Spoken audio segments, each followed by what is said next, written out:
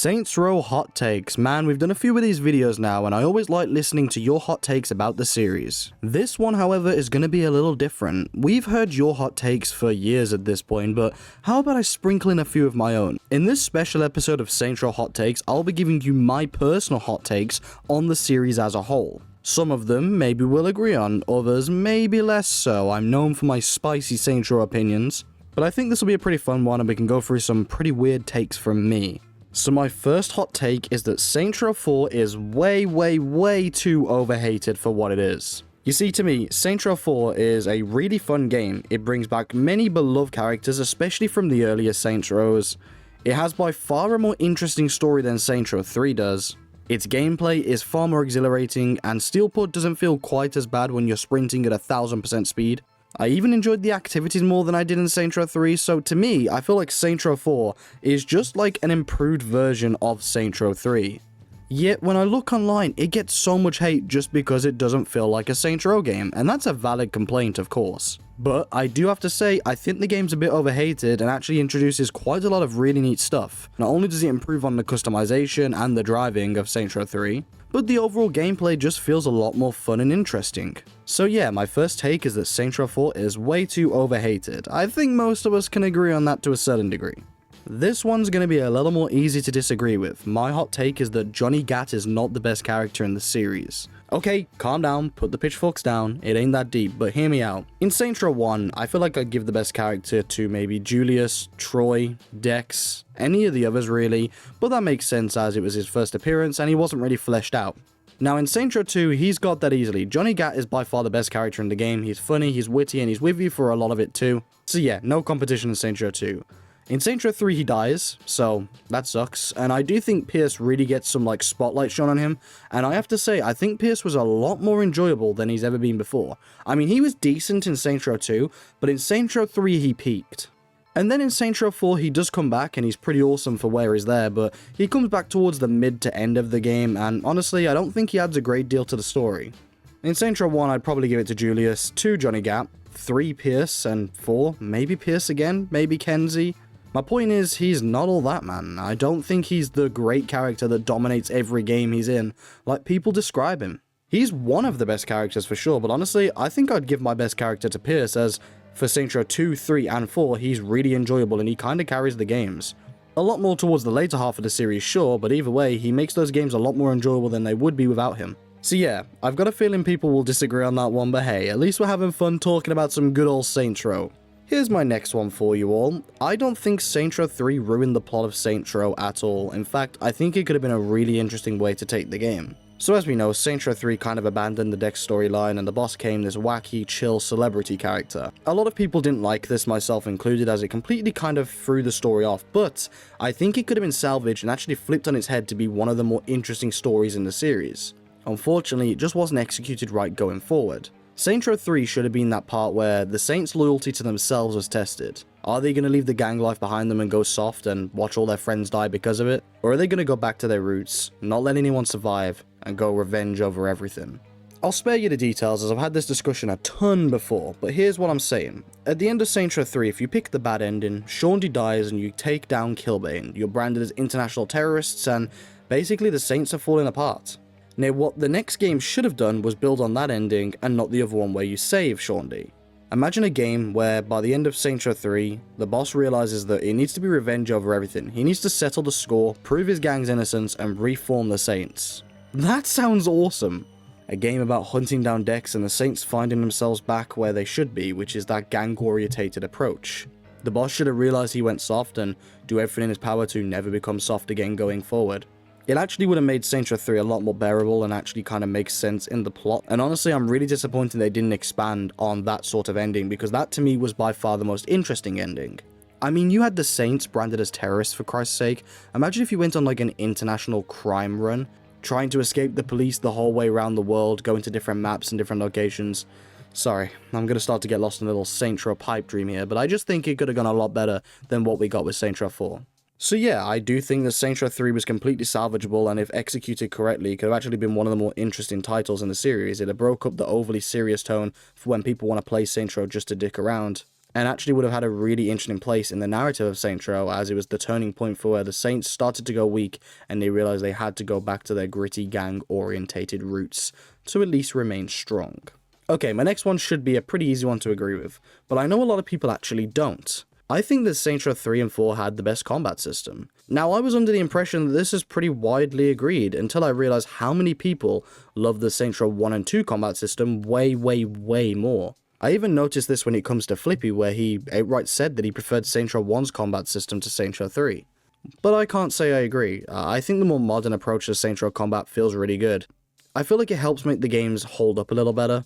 So yeah, when it comes to gunplay, aiming and stuff, I do like the engine and feel of Saints Row 3 and 4 more. I know the engine's a bit of a hot take, and I guess I just stand on the side of 3 and 4's combat felt the best to me. But I'm welcome to disagreement here. I know there's many intricate systems that people prefer on the first game and second game more than 3 and 4, but for me, I think that it's pretty fun orientated and it feels really nice in the later games. Speaking of things I prefer in the later games than the first two, this one's gonna get me a lot of shit here, boys. I think I prefer the respect system of 3 and 4 to 1 and 2.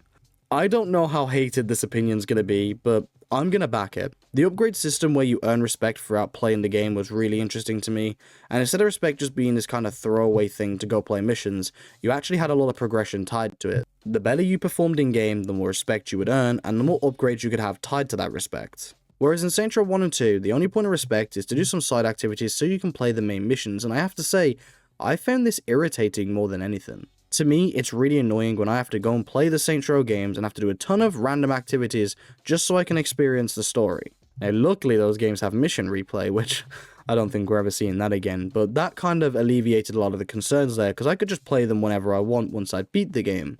But I do have to say, grinding through those levels to me in Saints Row 1 and 2 isn't that fun. The only thing that does make it fun is the fact that the activities kick ass. That one might have been a bit of a spicy one, so I'll hit you with another spicy one whilst we're here. I think Saints Row 2022 has the best driving mechanics in the series. Now, I've got to say, I do think that the Reboot's driving mechanics are incredibly one-dimensional. There is no sort of skill to it, it is literally arcadey drift all over the place. That being said, I love it for that. It is so fun. It also helps if you kind of ignore the stunt assist. Stunt jumping is by far the best in the series here. They're built into the map wonderfully, there's lots of really interesting ones, and the whole desert is basically just stunt jump valleys. Unfortunately though, there is stunt jump assist, which I've got to say, I know a lot of people feel mixed on it. I am also in that opinion. I guess where I stand on it is, as long as it's not overly noticeable, I'm okay with it, and unfortunately in the reboot, it's way too noticeable. Your camera angle will just completely change, but hey, I still think driving feels the best in the reboot, and I love it for that. Here's another hot take for you all. I think Saints Row 3 has the worst radio in the OG series. I don't think that many songs really stand out in that game. They're not bad, and the mix is completely fine as usual, but I do feel like Saints Row 1 has a lot more rap and hood-centric songs, which I absolutely love for the themes of the game. Saints Row 2 just has non-stop bangers on pretty much every station you play, and that applies to Saints Row 4 too, especially with the mix in Saints Row 4, which, Jesus Christ, they cooked so hard when making that radio station. Here's one more associated to developers and publishers of their games. I feel like one of the reasons Saints Row 1 and 2 wasn't ever remastered or remade is that they would end up having to compete with themselves. I think, quite frankly, the fact that the older games were so beloved and so good would mean that any new game coming out after the older games had been remastered would be competing with those older games. All this to say, I think that the developers realized that it'd make it hard for them to find a foothold in the industry if they were not only competing with every other open world crime game out there, but themselves as well. I think my final hot take will be one that people have heard me say quite a lot, but I want to dive into in this video. I don't think that the story was the big nail in the coffin for the Saints Row reboot. I actually think it was a lot more associated to the combat and overall feel of the game.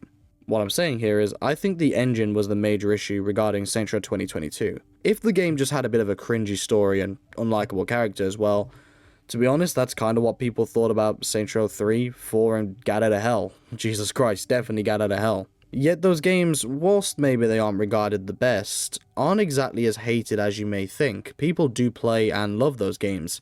Again, they're not regarded as great as 1 and 2, but they're played and enjoyed. So the thing that made Saints Row 2022 feel so different, I think, was the fact that it was so overly dated by the time it released. combat felt really, and I mean really janky at launch. Even now, it feels bad. It doesn't feel good, it doesn't feel okay, it feels bad. I can bear it, but it's not good. And not just that, even stuff like jumping onto items and random things around the map, that can feel really janky too, and the reason for that is because the engine wasn't made for Saints Row. This was a fully adapted Agents of Mayhem engine, and honestly, you can see a lot of similarities, even from the way the characters hold the guns in the game to Agents of Mayhem, that kind of show you that this game is Agents of Mayhem 2. Okay, maybe it's not Agents of Mayhem 2, but there's a lot of DNA there.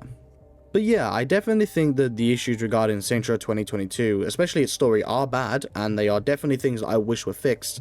But I have to say, I think that the overall gameplay and jankiness of the game was the thing that put the nail in the coffin for it, more so than like, oh, the story's a bit cringe, because there's plenty of games out there with cringy stories that I can completely bear. Watch Dogs 2 is a prime example of this. The gameplay is great, so I played the hell out of it, and don't get me wrong, Watch Dogs 2's story is nowhere near as cringy as Saints Row 2022, but you kind of get the point. If the gameplay was good, people would play it for the gameplay, and I think that unfortunately, the gameplay was really the thing that held back Saints Row 2022. In the long run, the gameplay is what killed it, because the map was wonderful. The activities, whilst boring at times, weren't the worst things in the world.